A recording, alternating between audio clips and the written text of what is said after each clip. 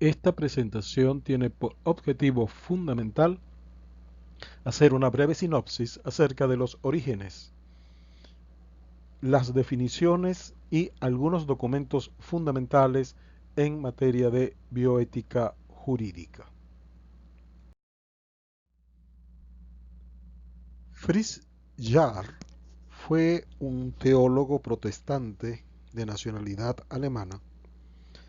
a quien hoy en día se le reconoce como el padre de la bioética,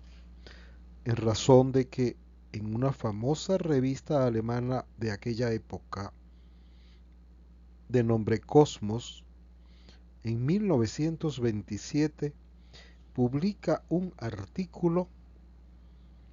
en el cual acuña el término bioética. Dicho artículo se denominaba Bio-ética, un análisis de las relaciones éticas de los seres humanos con los animales y las plantas. Jarr fue, además de pastor, filósofo y profesor en Halle an der Saale, y tuvo por mérito la extensión del imperativo categórico kantiano en el respeto a todas las formas de vida y no sólo a la vida humana. No dejó una obra sistemática, sin embargo, publicó distintos artículos que pueden considerarse pioneros en materia de bioética, tales como La protección de los animales y la ética en 1928, La ética social y sexual en la prensa en el mismo año 1928, Los problemas morales básicos, su contradicción y unificación en la vida social, 1929, Formación del carácter o libertad del pensamiento, Reflexiones sobre un modelo liberal de la educación del carácter en 1930. Su vida transcurrió entre la crisis alemana previa al régimen nazi y posteriormente bajo el sistema comunista de la llamada Alemania democrática. Su obra, por lo tanto, puede ser hoy en día considerada como pionera en materia de bioética, aun cuando no le correspondió por las circunstancias históricas, sociales y políticas en que vivió el llevar a cabo una obra que trascendiera posteriormente en instituciones o en obras de carácter monográfico o sistemático. Distinto fue el destino de Van Rensselaer Potter, quien era un bioquímico norteamericano que, de acuerdo a un artículo publicado por Ángela María Vilches Flores, su obra comienza a dilatarse a partir de 1962, cuando la Universidad del Estado de Dakota del Sur lo invitó a dictar una conferencia con ocasión del centenario de la Ley sobre Concesiones de Tierras que firmó Abraham Lincoln. Esa invitación obedecía a que había dedicado ya 22 años de estudios en materia de cáncer y era ya un científico reconocido. De acuerdo a este artículo, en aquella ocasión Potter expresó: lo que me interesaba en ese entonces era el cuestionamiento del progreso y hacia dónde estaba llevando la cultura occidental todos los avances materialistas propios de la ciencia y la tecnología. Expresé mis ideas de lo que, de acuerdo a mi punto de vista, se transformó en la misión de la bioética, un intento por responder a la pregunta que encara la humanidad: ¿qué tipo de futuro tenemos por delante? ¿Tenemos alguna opción? Posteriormente, en 1900 1871, Potter publica una obra fundamental en el desarrollo de la bioética. La bioética, un puente hacia el futuro. En esta obra, Potter intenta alcanzar una ciencia que sea capaz de vincular la medicina, la biología, la ecología, en un saber que permitiera establecer un puente entre las humanidades y la ciencia, pues en efecto fue motivo de su profunda preocupación el distanciamiento que existía entre estas dos áreas de la inteligencia humana, el conocimiento científico por un lado y el conocimiento humanístico por el otro. De tal manera que su propuesta de la bioética tendría un carácter fundamentalmente ecológico, más universal, más amplio y extenso al que luego ha sido reducida. A escasos meses de la publicación de la obra de Potter, un obstetra holandés que desarrolló su vida académica y científica en Estados Unidos, crea el Instituto de la Reproducción Humana y Bioética bajo los auspicios de la Fundación Kennedy en la Universidad de Georgetown, en Estados Unidos, universidad que pertenece a los jesuitas. Heidegger le da una orientación menos ecológica, menos universal que la propuesta por Potter, pues considera que se trata de una ciencia interdisciplinaria que tiene por objeto fundamental el ámbito de la biomedicina, es decir, al objeto más amplio y universal de Potter, que incluía el ambiente, la ecología y en general los fenómenos de la vida, en tanto que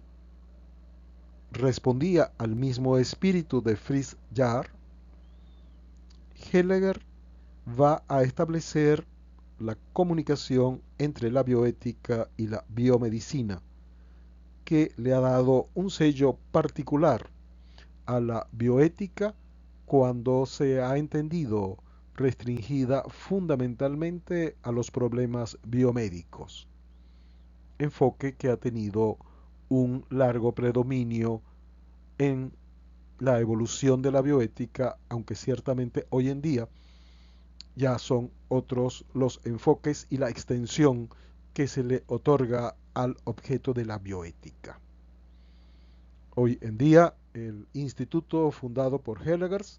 es el Instituto de Ética o el Instituto Kennedy de Ética de la Universidad de Georgetown, uno de los centros bioéticos más reconocidos en el mundo por el impulso que no solamente le dio la obra científica de Heidegger, sino que indudablemente ha debido influir la influencia y el poderío económico y político de la familia Kennedy, sin detrimento de la valía científica del aporte de Heidegger.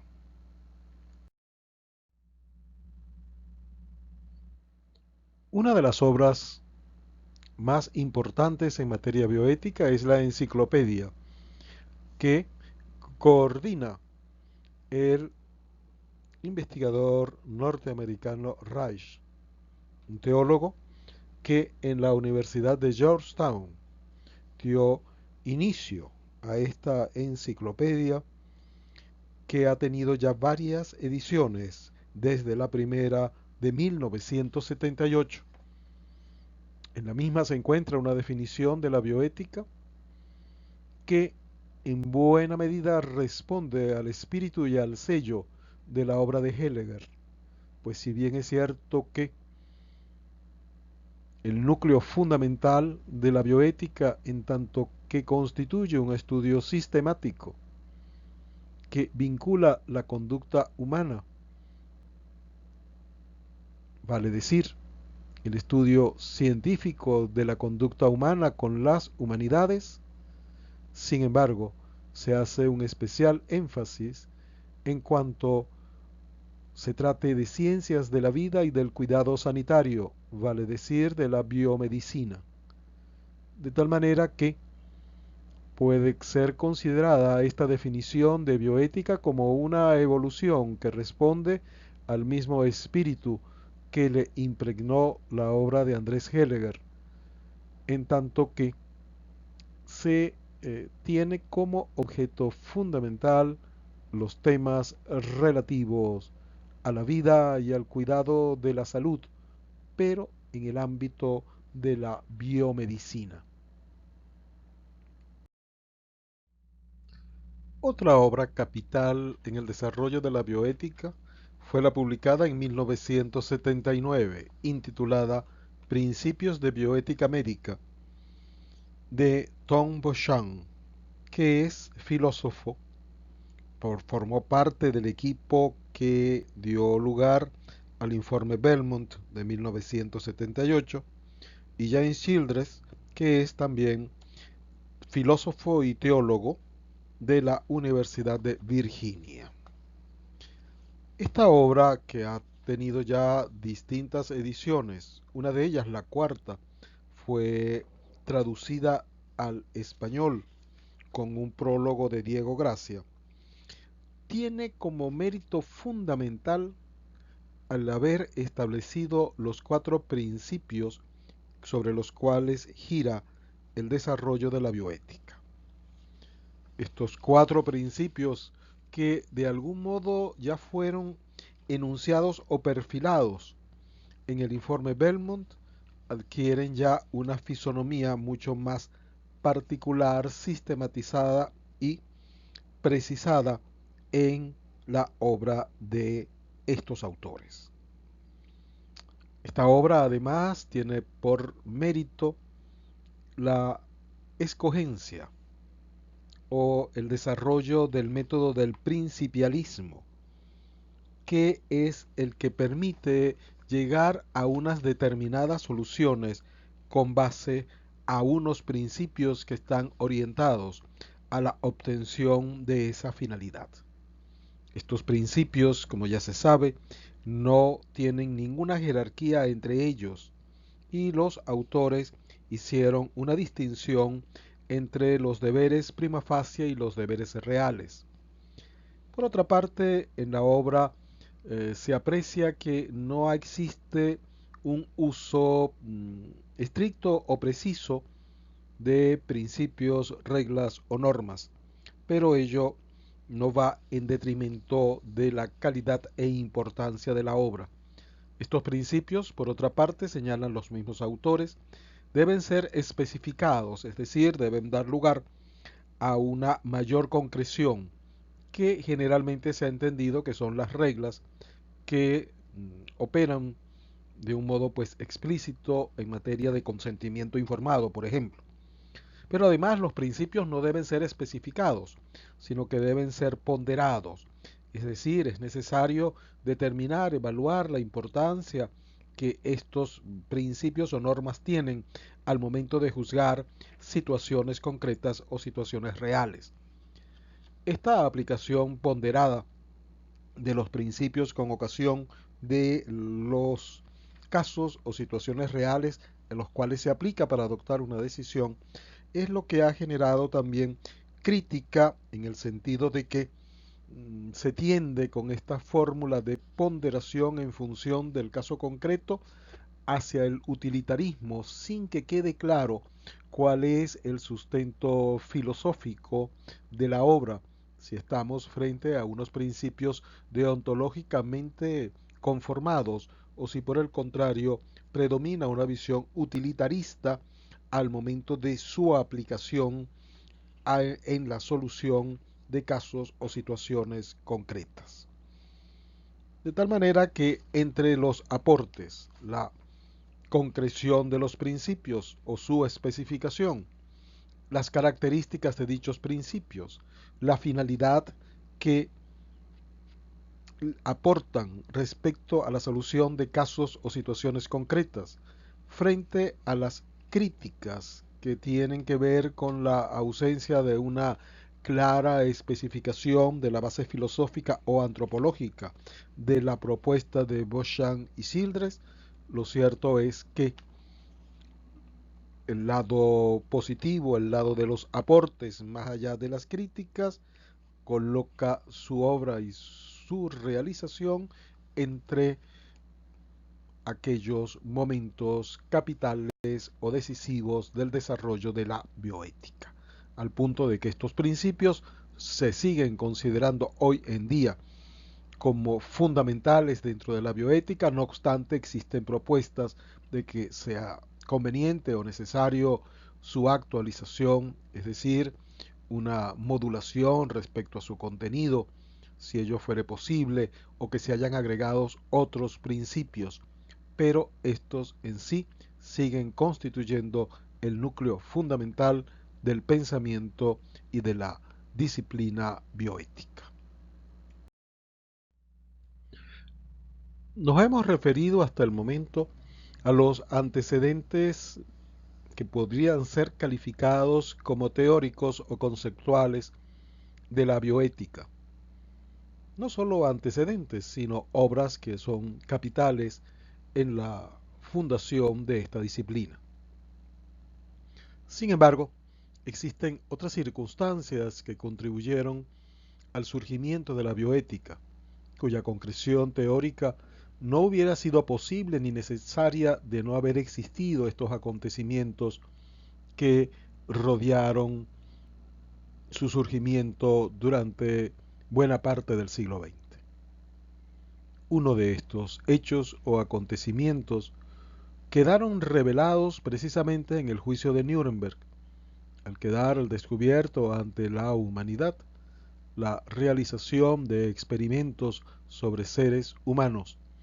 que fue uno de los momentos o uno de los elementos que fueron decisivos para la preocupación que dio lugar al pensamiento bioético y que por supuesto no está disociado del desarrollo de la biotecnología.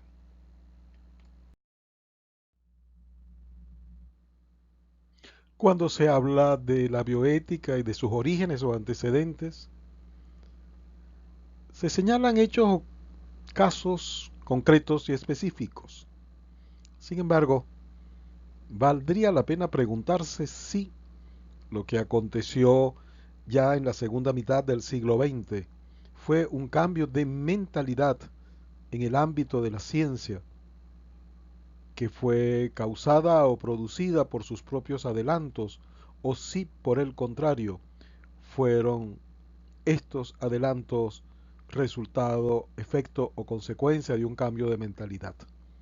Seguramente hubo aquí toda una interacción, toda una relación recíproca entre el avance de la biotecnología y el cambio de mentalidad. ¿De qué cosa queremos hablar cuando se habla de cambio de mentalidad?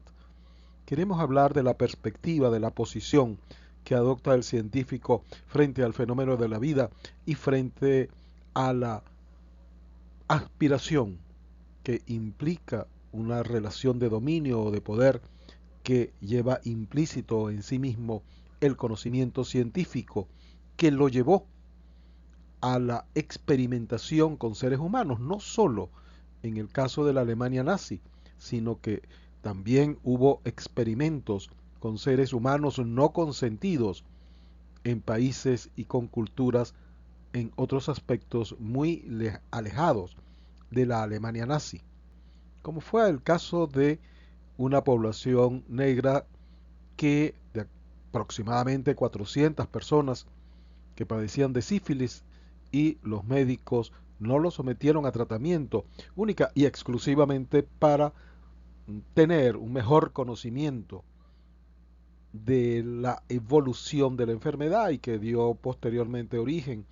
al ser denunciado por el senador Kennedy, a la creación de una comisión que a su vez generó el informe Belmont. Otros hechos rodean el surgimiento de la bioética, como fue lo que aconteció en 1962 en Seattle, en el estado de Washington, cuando se crea un comité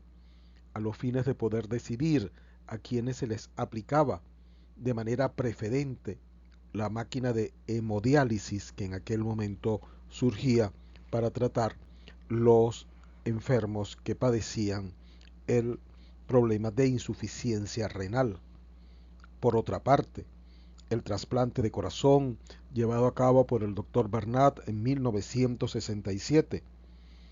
antecedentes de carácter jurisprudencial, como el caso de Karen Ann Killan, que dio lugar también a un pronunciamiento judicial sobre el derecho a una muerte digna, y que también dio origen a la creación de los comités de ética. Todo esto unido a la quiebra del principio paternalista en la relación médico-paciente, cuando el paciente, en virtud del derecho de su autonomía y del respeto a esa autonomía, trae por consecuencia una inversión en esa relación y la promulgación de la Carta de los Derechos de los Enfermos. En fin, se trata de todo un conjunto de hechos que tienen que ver con una mentalidad de carácter científico que está unida o asociada a una posición o a una visión deshumanizada en el desarrollo de la ciencia y, por otra parte, el desarrollo mismo de la biotecnología tan unida, bien sea como causa o bien sea como efecto o como se le quiera ver, con esa deshumanización a la que se enfrenta el pensamiento y la acción y la disciplina bioética, que trata de recuperar para el quehacer científico un llamado y una conciencia desde el respeto a la dignidad y la autonomía del ser humano, es decir, tal como lo propuso Potter, un diálogo, una relación entre la ciencia y las humanidades. Son muchos ya los instrumentos internacionales que se han publicado y aprobado en materia de bioética. Evidentemente no nos corresponde en esta oportunidad hacer un análisis exhaustivo y mucho menos acabado de todos y de cada uno de ellos. Sin embargo, nos queremos referir a tres fundamentalmente. El informe Belmont, que fue presentado ante el Congreso de Estados Unidos en abril de 1979 por la Comisión Nacional para la Protección de los Sujetos Humanos de Investigación Biomédica y del Comportamiento, y que contiene y resume los principios y guías éticos para la protección de los sujetos humanos de investigación, consagró una diferencia o distinción entre investigación y práctica, y señaló la existencia de tres principios básicos de naturaleza ética en materia de investigación y de práctica, que son los principios de respeto a las personas, hoy en día derivado en el principio de autonomía, el principio de beneficencia, cuyo desarrollo en virtud de la experimentación sobre seres humanos y del avance de la biomedicina dio lugar también, o del mismo derivó, el principio de no maleficencia y el principio de justicia. En materia del principio de beneficencia, el informe consagra que existen dos reglas que son complementarias al mismo, que son el no causar daño y el maximizar los beneficios posibles y disminuir los posibles daños. Este principio entra en tensión con el paternalismo médico, en virtud de que precisamente el principio de beneficencia, de extracción ya hipocrática, coloca en manos del médico la capacidad y los conocimientos para proceder conforme a lo que resulte más beneficioso para el paciente. Sin embargo, una vez que a éste se le reconoce competente para tomar la decisión respecto a su tratamiento, este principio de beneficencia y del paternalismo médico al cual le dio origen puede entrar en situaciones concretas y específicas en franco conflicto con el principio de no